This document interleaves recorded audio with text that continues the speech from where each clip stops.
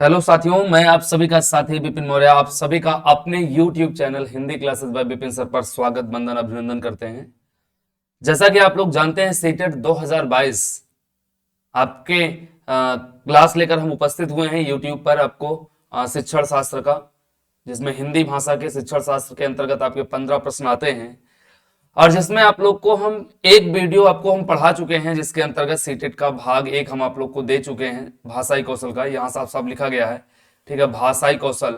और ये भाषाई कौशल की आपकी कक्षाएं दूसरी यानी कक्षा दूसरी है, यानी भाग नंबर 2 पे है।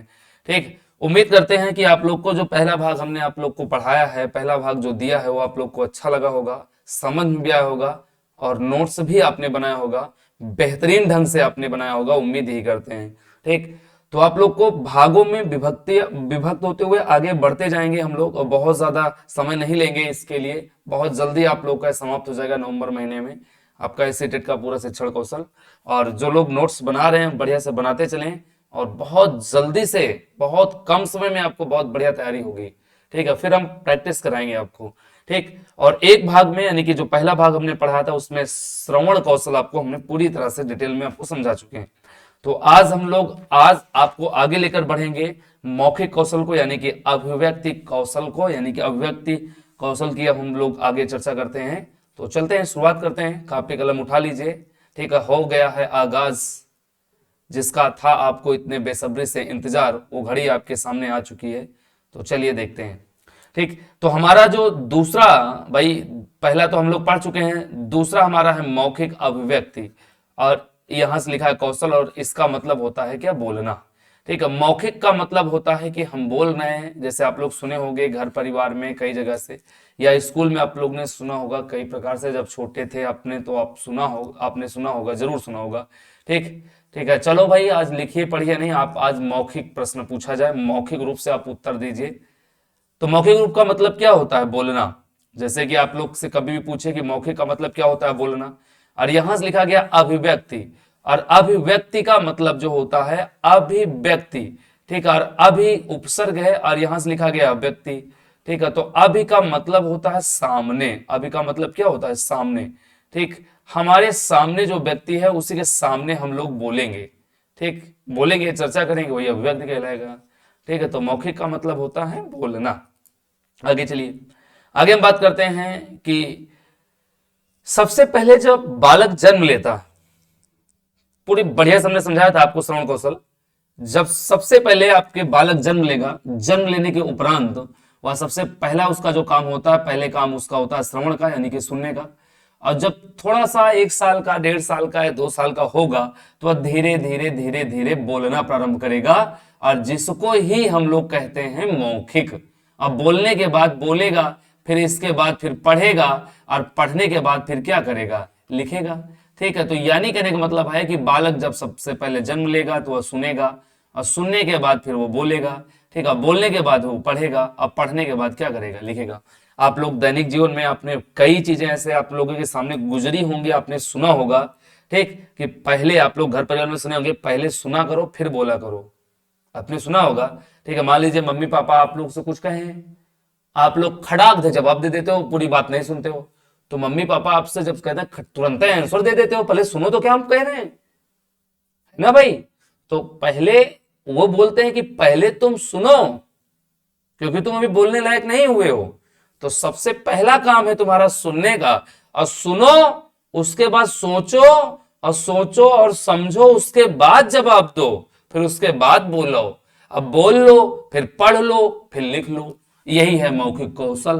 तो यानी कहने का मतलब है कि भाई यहां से लिखा है, मनुष्य अपने जन्म के पश्चात अव्यक्त के लिए अपने वाक तंत्र, यहां से हलंत होगा, वाक तंत्र का मतलब होता है जो आपके अंदर जो स्वर यंत्रियां हैं आपके मुख में। ठीक है, वाक तंत्र वही है, वाक का मतलब बोलना और तंत्र का मतलब नसें, तंत्रिकाएं का प्रयोग करते हुए सुनी हुई ध्वनियों का, ठीक है, अनुकरण करते हुए सर्वप्रथम बोलना प्रारंभ करता है। यानी कहने का मतलब है, जैसे मान लीजिए छोटा बच्चा है। ठीक है, छोटा बच्चा जो है वो भाई अनुकरण करके ही तो बोलेगा, अनुकरण करके ही बोलता है वो। ठीक है, जैसे मान लीजिए उससे मम्मी मम्मी मम्मी मम्मी कोई चिल्ला रहा है, वो सुन रहा है, हे मम्मी मम्मी मम्मी, वो चिल्ला रहा है, तो यानी अनुकरण किया, और अनुकरण करने का मतलब होता है नकल किया, नकल करना, और उसके बाद फिर वो बोलना प्रारंभ करेगा। यही है आप लोग का मौखिक। ठीक, आगे बात करते हैं। तो अभिव्यक्ति के लिए भाषा के दो रूप मिलते हैं। अभिव्यक्ति के लिए भाषा के दो रूप मिलते हैं। एक रूप मिलता है मौखिक और दूसरा रूप आपका मिलता है लिखित। मौखिक का मतलब होता है बोलना, यानी कि हम बोलकर जो प्रकट करें, और लिखित का मतलब होता है लिखना। भाई कोई जैसे आलेख हो रहा है, ध्यान सुनिएगा, जैसे मान लीजिए आलेख बोला जा रहा है या सुलेख बोला जा रहा है। सुलेख का मतलब होता है लिख कर आओ घर से, आलेख बोला जा रहा है। इमला सुने हो, इमला बोला जा रहा है। तो भाई पहले पहले तो तुम सुनोगे, सुनोगे, और सुनने के बाद भले मने में बोलो, जैसे मैं बोला राम घर गया, ध्यान से सुनिएगा, राम घर गया, तो तुम मने में जरूर बोली हो राम घर गया, ऐसे ऐसे लिख रहे हो राम, बोले को नहीं बोले हो, ध्यान सुनिएगा। जैसे हमने कहा लिखो राम, तो तुम लिख रहे हो राम, देखो बोले हो, अब बोले के साथ क्या करे हो, लिखो। तो यानी कहने का मतलब है कि मौखिक का मतलब बोलना, और अगर लिख भी रहे हो तो तुम बिना बोले नहीं लिखोगे, तो यही है लिखित। तो अभिव्यक्ति के लिए भाषा के दो रूप मिलते हैं, एक मिलता है मौखिक रूप और दूसरा क्या मिलता है, लिखित रूप। इतना ध्यान रखिएगा। चलिए आगे आगे चलते हैं। ठीक है, तो अगला पॉइंट जो यहां से बनता है कि बोलने, यानी कि बोलने मौखिक अभिव्यक्ति का शिष्टाचार। शिष्टाचार का मतलब क्या होता है भाई, शिष्ट प्लस आचार, यानी कि सभ्यता जिसको बोलते हैं। ठीक है, पहला इसमें पॉइंट है कि बोलते समय हमें उच्चारण की शुद्धता का ध्यान रखना चाहिए। भाई हम कोई चीज बोल रहे हैं, कोई चीज हम किसी के सामने हम पेश कर रहे हैं, तो शुद्ध होना चाहिए कि उस दूसरे को जो सुन रहा है उसको समझ में भी आए और उसको बुरा ना लगे। ठीक, अगला पॉइंट है उचित हाव भाव एवं ध्वनि की तान अनुतान व प्रवाह का ध्यान रखना चाहिए। ठीक है, तान अनुतान का मतलब होता है कि कोई चीज किसी को तुम समझा रहे हो या किसी को कुछ बोल रहे हो या किसी को कुछ बता रहे हो, ठीक है, तो उसमें एक लय होनी चाहिए, एक मतलब शुद्धता होनी चाहिए, एक अनुतान तान होनी चाहिए, एक लय में आप लोग, एक धारा प्रवाह में आप लोग बोलिए। अनुतान का मतलब होता है, अनु का मतलब पीछे। ठीक है, जैसे मान लीजिए, ध्यान से सुनिएगा बढ़िया से, जैसे मान लीजिए गुरुजी हैं, गुरुजी पढ़ावे लागे, ठीक है, गुरुजी एक बार बोले का, ठीक है, का खा, का से कबूतर, तो लड़का बोल रहा है का से कबूतर, तो यही है अनुतान, यही का अनुतान। और तान का मतलब है गुरुजी जो बोली है, अनुतान का मतलब है अनु का मतलब पीछे, और तान का मतलब बोलो, यानी केकरे पीछे बोली हो, गुरुजी के पीछे बोली हो। आज जैसे जैसे आप पढ़ाते हैं दुई कन्नम दुई, तो लड़का बोला दुई कन्नम दुई, दो दूनी चार, तो लड़का बोला दो दूनी चार। कक्षा आप लोग 1 से लेकर 5 तक आप प्राइमरी में टीचर बनने जा रहे हो, ठीक है, जूनियर कक्षा 6 से लेकर 8 तक बनने जा रहे हो, छोटे बच्चे होते हैं वहां, तो उनको एक धारा प्रवाह में सिखाना पड़ेगा। आप लोग बहुत सारे देखे होंगे, समझे होंगे, सुने होंगे कि कोई टीचर नाच के पढ़ा रहा है, कोई गा के पढ़ा रहा है, कोई कैसे पढ़ा रहा है, तो आप लोग यही है भाई, ठीक, यही है शिष्टाचार। ठीक, तो यानी कि उसको सिखाना आपको है कि हाँ वो ऐसे ही बोले, ऐसे ही सीखे।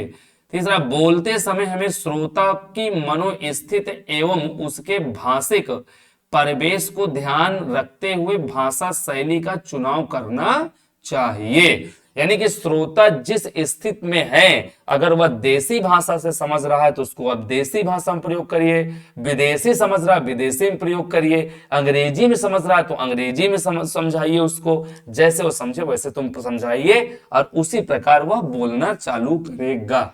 चलो अगला आगे चलिए, आगे हम लोग बढ़ते हैं। बहुत ही इंपॉर्टेंट पॉइंट है ये, इतना आप लोग सीख लोगे तो ये समाप्त हो जाएगा आप लोग का मौखिक वाला, इंपॉर्टेंट है। और इसमें लिखा है मौखिक अभिव्यक्ति कौशलों को विकसित, ठीक है, करने की विधियां। पहली विधि है आप लोग की सस्वर वचन, वाचन होगा, यहाँ से वचन जो लिखा है उसमें भी गलती थे, इसमें भी वाचन कर देते हैं। दूसरा है कविता पाठ, तीसरा है कहानी सुनना, चौथा है चित्र वर्णन, पांचवा है संवाद, और छठवां है वाद विवाद, और सातवां है भाषण, और आठवां है नाटक मंचन, और नौवां है आपका टेलीफोन। ठीक, तो भाई सस्वर वाचन का मतलब ये होता है कि जिसमें इसको आप लोग सुने होंगे आप लोग, उसमें हमने बताया है इसकी विधियां, ठीक है, श्रवण कौशल में भी। इसमें शिक्षक पहले स्वयं कोई चीज बता देगा, यानी कहने का मतलब है कि इसमें सस्वर वाचन के अंतर्गत, ध्यान में बढ़िया से समझेंगे, सस्वर वाचन के अंतर्गत ये आता है कि इसके अंतर्गत अध्यापक जो है, इसके अंतर्गत अध्यापक जो है कोई चीज पहले सुना देगा, किसके सामने, बच्चों के सामने, बच्चों के सामने सुना देगा, और उसके बाद फिर छात्र उसे सस्वर वाचन करेंगे, यानी सात छात्र उसे सुन सुन के रटेंगे, याद करेंगे। ठीक, तो इससे बच्चों में संकोच दूर होगा। जब जैसे तुमने कहा यह कमल आए, ठीक है, कमल आए लिखा है, तो बच्चा पढ़ रहा है कमल, तो क्या संकोच दूर हो जाए कि गुरुजी कमल बोल रहे हैं तो यह कमल आए। ठीक, तो यानी इससे शुद्ध उच्चारण करना बच्चे सीखते हैं, ये विधियां हैं। ठीक है, मौखिक। तो इसको जैसे लड़का बोलो, तुम बोले कमल, तो लड़का बोलिस कमल कमल, ठीक है, गमल गमला गमला, तो लड़को बोल रहा है। ठीक है, लेकिन इसके अंतर्गत पहले अध्यापक स्वयं वाचन करेगा, ठीक है, स्वयं बोलेगा, स्वयं पढ़ेगा, और उसके बाद इसके अंतर्गत फिर बच्चा पढ़ेगा। फिर अगली विधि आपकी आती है कविता पाठ। कविता पाठ के अंतर्गत यह है कि शिक्षक छात्रों की कविता कंठस्थ करने के लिए उत्साहित करता है। ठीक है, इसके अंतर्गत कविता के रूप में एक बार वो बोलता है, फिर बच्चा बोलता है। ठीक है, आप लोग सुने होंगे कि हाँ, कक्षा 4, 5, 6, 7, 8 में या 3, 4 में कविताएं जो होती है, जैसे मान लो सुनाया जाए दामधारी सिंह कविता को सुना, याद कर किया हो, लड़का घर में याद करिस और याद करके आई सब बोलिस। ठीक, और नहीं याद हो रहा तो टीचरों का याद करवाई। ठीक, तो उसके इसी के अंतर्गत, ठीक है, हाव भाव, आरोह अवरोह, ठीक है, सब कुछ कविता पाठ में उसको सुना देगा। ठीक है, किसमें, जैसे कह दिया जैसे किसी में, वीर तुम बढ़े चलो, धीर तुम बढ़े चलो, सामने पहाड़ हो, सिंह की दहाड़ हो, वीर तुम बढ़े चलो, धीर तुम बढ़े चलो, एक लय में। ठीक है, रामदूत अतुलित बलिधामा, अंजनी पुत्र पवन सुत नामा, यानी एक लय में ऐसे उसको सुनाना है, ऐसे कविता के माध्यम से उसको सुनाना है, ताकि वह बोले, उसको रुचि पैदा हो, उसको अच्छे से कंठस्थ हो जाए। यानी कि इसके अंतर्गत मौखिक अभिव्यक्ति में विकास होने की प्रबल संभावना है, बहुत जल्दी से सीखेगा। ठीक है, इसके बाद तीसरा आता है आपका कहानी सुनना। अब सुनो, लड़का को तुम एक बार कहानी सुना दियो, ठीक है, पहले दादा जब छोटे लड़का रहते हैं तो दादा दादी अरे जब सोवे तो सुबेरे जल्दी उठ जाते हैं 4-5 बजे।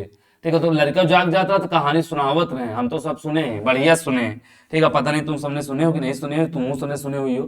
ठीक, अब छात्रों को इसमें कहानी सुनाई जाती है और इसके बाद छात्र से सुना जाता है, इससे भी मौखिक कौशल का विकास होता है। ये भी विधियां है। आगे चित्र वर्णन, अगला क्या है आपका चित्र वर्णन। इसके अंतर्गत शिक्षक जो है छात्रों को कोई चित्र दिखाता है। जैसे मान लो यहां से कोई छात्र है, यहां से हमने एक चित्र बना दिया, ये ठीक है, जैसे हमने एक चित्र बना दिया, ये चित्र बन गया। ठीक है, ये चित्र बन गया, यहां से हम बाल लगा दें, इसके बाल लगा दें, चलो एक चित्र बन गए।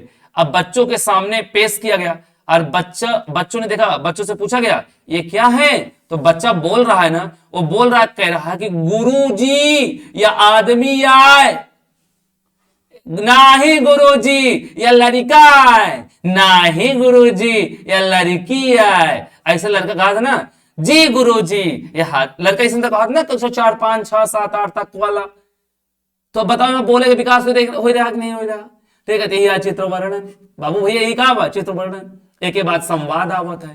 ठीक है, तो संवाद के अंतर्गत इसमें कठिन छात्र जौने कंडीशन में रहा है उसका टॉपिक दिन जात है कि तुम इसको याद करके आना और बोलना है तुमको। ठीक है, अवसर जैसे भाषा में आत्मविश्वास बढ़ावे के लिए भाषा में मौखिक अभिव्यक्ति दिया जाता है। इसके अंतर्गत कठिन शब्द दिए जाते हैं कि तुम संवाद करना है, तुमको संवाद करना है, तुमको मंच पर प्रस्तुति करना है और इसको याद करना है। इसको टीचर सिखाएगा और इसमें उचित गति से संवाद करेगा। फिर इसके बाद आता है वाद विवाद। वाद विवाद भी हमने आपको समझाया था। ठीक है, कि सुनने भी में इसका विकास होता है, मौखिक में भी इसका विकास होता है। तो यानी इसके अंतर्गत वाद विवाद में छात्रों को निर्धारित करके, ठीक है, छात्रों को 2 वर्गों में बांट दिया जाता है। ठीक है, एक अगला बोल रहा है तो एक अगला कुछ बोल रहा है, अगला बोल रहा है, अंताक्षरी जैसे समझो इसको। ठीक है, इसके बाद भाषण है। ठीक है, तो भाषण लिख करके मान लीजिए अध्यापक ने दे दिया, अब बच्चा को खड़ा कर दिया गया, ठीक है, तो बच्चा को खड़ा कर दिया गया और वो भाषण बोल रहा है। आप लोग भाषण बोले होंगे कक्षा 4, 5, 6, 7, 8, 9, 10 माह भाषण बोले हुई हो। इससे भी क्या मानसिक स्तर उसका विकास होता है और रोचक बनता है।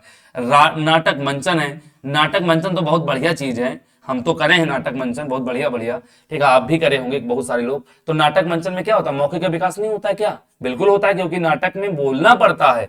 और आगे बात करते हैं तो टेलीफोन है, ठीक है, तो टेलीफोन में भी हेलो पापा नमस्ते, खाना खाया, लड़का बोल रहा है कि नहीं बोल रहा है भाई, फोन करे पापा, हाँ ठीक है पापा, ठीक है ठीक है ठीक, हाँ बोल रहा है कि नहीं बोला, एवं तो बोले विकास होते हैं। ये मौखिक विधियां है, ये वेरी वेरी मोस्ट इंपॉर्टेंट है। सस्वर वाचन आता है, कविता पाठ, कहानी सुनना, चित्र वर्णन, संवाद, वाद विवाद, भाषण, नाटक मंचन, टेलीफोन, ये आप लोग ध्यान रखिएगा, ये मौखिक कौशल को बढ़ाने में बहुत सहायक करते हैं।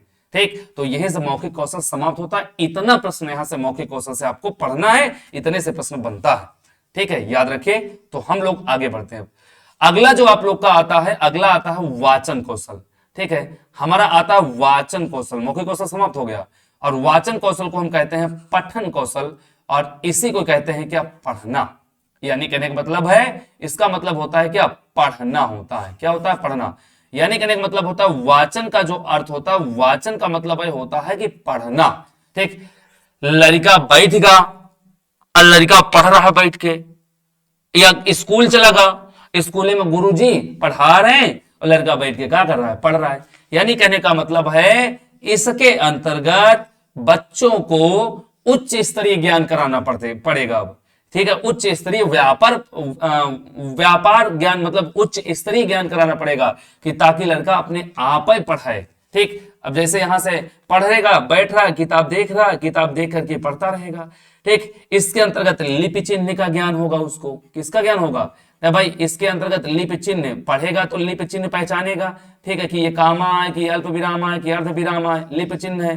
ठीक है, ये कास कबूतर आए, कि खा खरगोश आए, कि गा गमला आए, कि घा घड़ी आए, कि अंगा आए, चा चरखी आए, छा छाता आए, ये ज्ञान होगा, ये पहचानेगा। और इसी लिपि चिन्हों के माध्यम से शब्दों की पहचान करेगा, उसको भी पढ़ेगा। ठीक, और जब शब्द पढ़ लेगा तो फिर एक वाक्य पढ़ेगा, और वाक्य का मतलब एक पैराग्राफ, कहानी बन जाएगा। ठीक है, तो यानी कहने का मतलब है, यहां से पढ़ने के माध्यम से उसको ये निर्णय लिया जाएगा कि बच्चा जो पढ़ रहा है वो सही पढ़ रहा है कि गलत पढ़ रहा है। ठीक है, वाचन कौशल का मतलब पठन, अब पठन और वाचन का मतलब होता है पढ़ना। आप जानते हो कि वाच करो, ठीक है, वाच करो, वाच का मतलब क्या है, पढ़ो, बैठकर पढ़ो, बैठकर याद करो। और हम बैठकर तुम पढ़ोगे तो हम बाद में हम परीक्षा लेंगे कि तुमने कितना पढ़ा, कितना याद किया है। यही वाचन कौशल है, यही वाचन कौशल का अर्थ है। चलो आगे। ठीक, वाचन प्रक्रिया के सोपान। अब देखो, वाचन प्रक्रिया के सोपान, सोपान का मतलब खंड। ठीक है, एक होता है प्रत्यक्षीकरण, एक होता है अर्थ ग्रहण, और एक होता है प्रयोग। देखो भैया, प्रत्यक्षीकरण का बहुत इंपॉर्टेंट है पॉइंट, ये भी पॉइंट बहुत इंपॉर्टेंट है आपका। ठीक है भाई, प्रत्यक्षीकरण का मतलब ये होता है कि एक बार ध्यान समझिएगा बढ़िया से, ठीक है, जहां पर किसी भी वर्ण है, कोई भी अक्षर है, ठीक है, उसको बार बार छात्रों के सामने दर्शन कराया जाता है प्रत्यक्ष रूप से। ठीक, जैसे मान लो, ठीक है, अब यहां से जैसे हमने लिखा का, हमने लिखा खा, हमने लिखा गा, हमने लिखा घा, ठीक है, लड़के के सामने लिखिन बार बार लिखिन, बार बार प्रत्यक्ष रूप से दिखा रहे हैं कि का है या का है, या प्रत्यक्ष का मतलब होता है सामने दिखा रहे हैं, आंखों के सामने।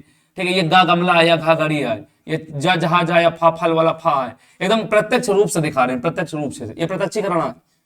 अरे का देख करके आसानी से सीख जाए, बार बार वह अपने वाणी से बोल पढ़ी है का से कबूतर, खा से खटिया, गा से गमलिया, गा से घड़िया, जा से जहाज, फा से फल। ये जान बढ़िया जबरदस्त जोर जोर से पढ़ेगा लड़का, देखो ये ऐसा पढ़ा था।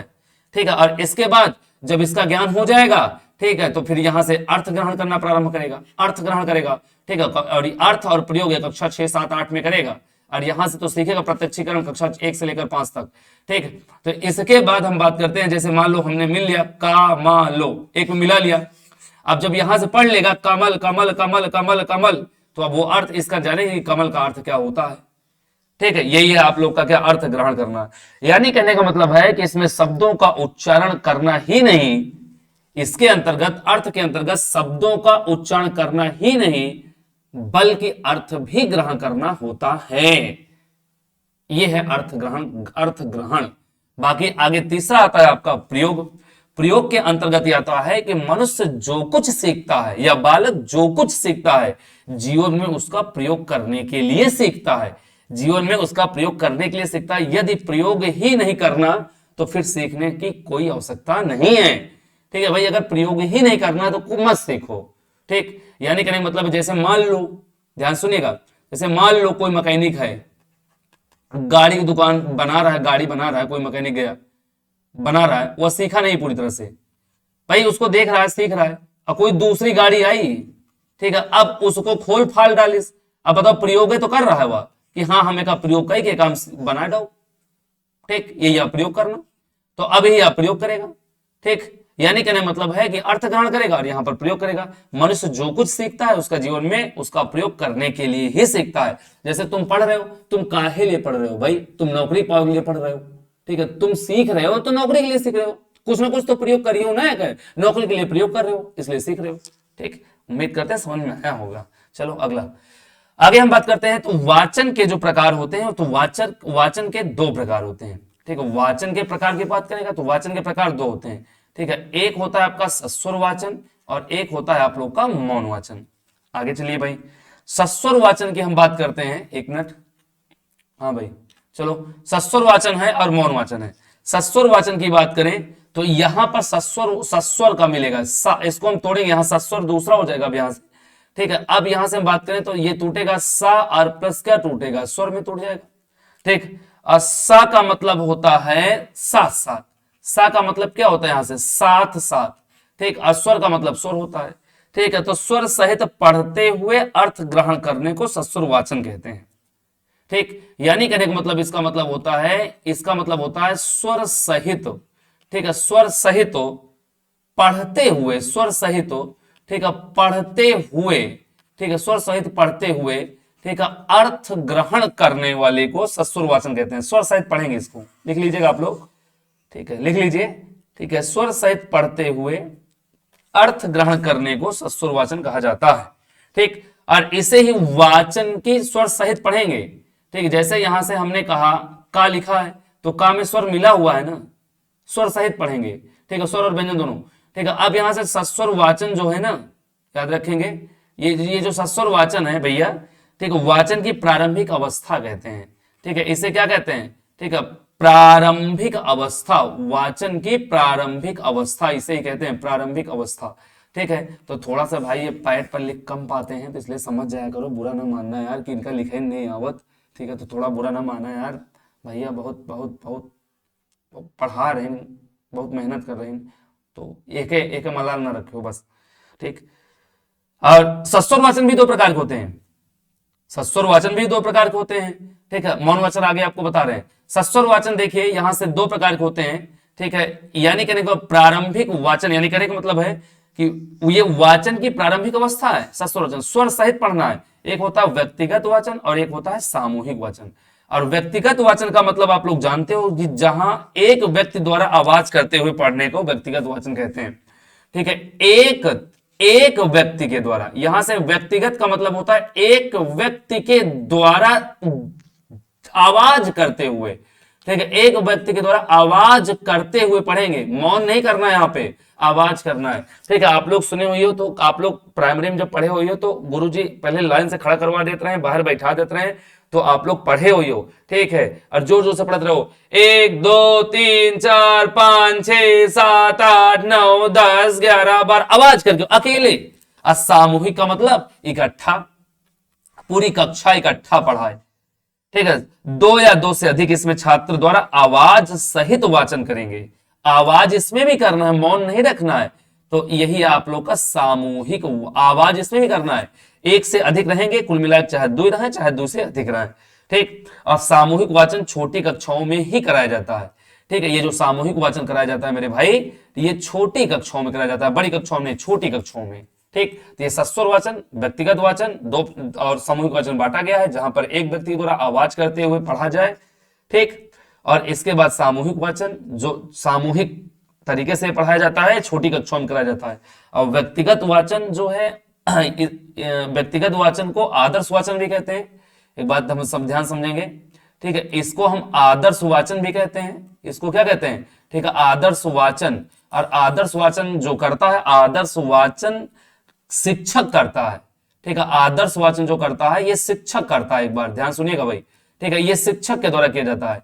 और इसी को अनुकरण करेगा, अनुकरण, और अनुकरण कौन करेगा, बच्चा करेगा, बच्चा, ठीक है। और आदर्श वाचन शिक्षक के द्वारा किया जाएगा और इसी का अनुकरण करके व्यक्ति आवाज देगा कर, यानी कि बच्चा आवाज जोर जोर से चिल्लाकर करेगा, ठीक है। एक समय में एक छात्र पढ़ता है इसके अंतर्गत। अब जैसे मान लो, जैसे कि कठिन कठिन शब्द लिख दिया गया, व्हाइट बोर्ड पर कठिन शब्द हमने लिख दिया।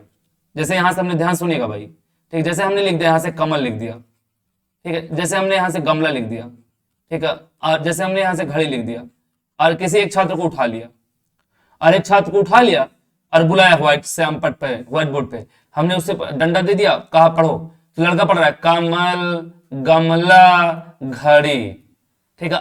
आदर्श वाचन शिक्षक ने लिखा और बच्चा उसको नकल करके पढ़ रहा है, ये व्यक्तिगत वाचन है। सामूहिक वाचन में सब जने कहें, हम अध्यापक ने लिख दिया और बालक देख रहा है और सबसे हम कहेंगे पढ़ो, क्या लिखा है सभी बच्चों पढ़ो, इसको क्या लिखा है, कह रहा कमल गमला घड़ी। यही है सस्वर वाचन के दो भाग, ठीक। तो आगे हम लोग बढ़ते हैं, ठीक है, पीछे एक मिनट आते हैं, पीछे आते हैं कि मौन वाचन लिखा है, ठीक है। मौन वाचन का मतलब होता है कि मन में ही पढ़ो, मन में पढ़ना, ठीक है। मौन वाचन का मतलब होता है मन में पढ़ना, और जहां पर मौन वाचन है, मन में पढ़ोगे, ठीक है, तो मन में पढ़ो भाई, मन में ही पढ़ना है तुमको, ठीक है, बिना आवाज किए शांति पूर्वक पढ़ो, मन में। आप लोग से कहा जाता है कि मन में पढ़ो, वही मौन वाचन है, ठीक है। और इससे बहुत जल्दी से भी याद हो जाता है और इसमें बहुत जल्दी से आंखें वाचन कर ले जाते हैं, जल्दी जल्दी, ठीक है। ये भी दो प्रकार के होते हैं, मैं आपको बता देता हूं कौन कौन से दो प्रकार के होते हैं, एक बार देखिए जरा से ध्यान से, ठीक है। दो प्रकार के ये भी होते हैं, एक होता है गहन अध्ययन, ठीक है, और एक होता है द्रुत वाचन, ठीक। गहन अध्ययन का मतलब ये होता है कि विषय वस्तु का गहनता के साथ अध्ययन किया जाए, ठीक है, गहनता के साथ, किसके साथ, ठीक है, गहनता के साथ अध्ययन, गहनता के साथ, गहन एकदम वही घुस जाओ, जोन पढ़ो, ठीक। तो इसका मौन वाचन की विकसित अवस्था भी कहते हैं, ठीक है, इसे मौन वाचन की विकसित अवस्था, ठीक, यहीं से विकास होता है भाई मौन अवस्था की, मौन वाचन की, ठीक है, यानी विकसित अवस्था भी कहते हैं। तो विकसित अवस्था किसे कहते हैं, गहन वाचन को।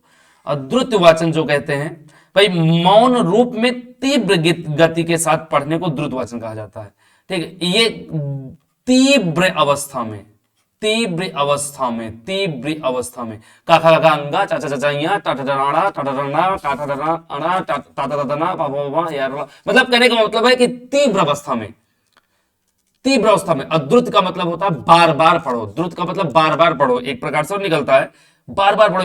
इसका उद्देश्य छात्रों में शीघ्र पढ़ने व समझने की आदत विकसित करना होता है, ठीक है। इसका उद्देश्य होता है कि छात्रों में शीघ्र, ठीक है, जल्दी जल्दी पढ़ो, जल्दी जल्दी शीघ्र पढ़ने, ठीक है, शीघ्र पढ़ने व समझने की आदत पैदा करता है, ठीक। और इसको आराम से पढ़ो, गहनता से पढ़ो, ठीक, यही द्रुत वाचन, ठीक।